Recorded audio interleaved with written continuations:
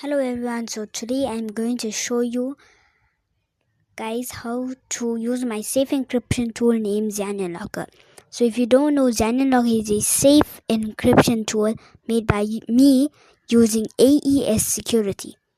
So first, after you have the ZanyonLocker.exe app, you want to open it. So a window will open. So there's three buttons labeled in order from 1 to 3 so you don't get confused. So you first want to click the first button, which is set up a master key. A small window will pop up. You must enter a password only you know. Afterwards, two files will be made called z_hash.bin and z_salt.bin. Now I recommend you keeping this in a safe folder because if you delete this, you lose your encrypted file and can't get it back. So keep it in a folder called My Key Vault or whatever you prefer. Just so you know, this will be fixed in the next major update. So yeah. So the next button is lock a file. Now you're gonna encrypt your first file.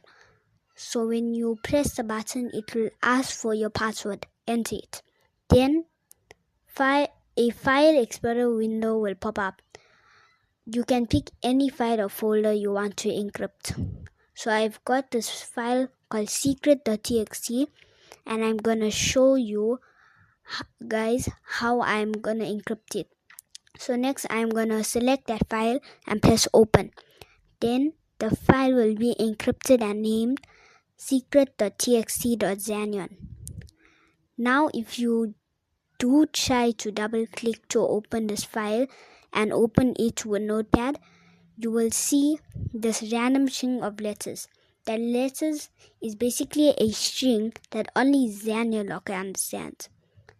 So if you want to decrypt your file, it's pretty straightforward. So open ZanyonLocker, then press the last button, which is unlock a file. A small window will pop up for your password. Enter it. Then another file explorer window will pop up. So don't think you can use ZanyonLocker to decrypt any file type because ZanyonLocker has this filter that it only accepts the Zanyon files. So once you've chosen your encrypted Zanyon file, click open. Your file is now decrypted. I hope you guys enjoyed this video and learned something from it. The next major update of ZanyonLocker will be releasing soon with version 1.2.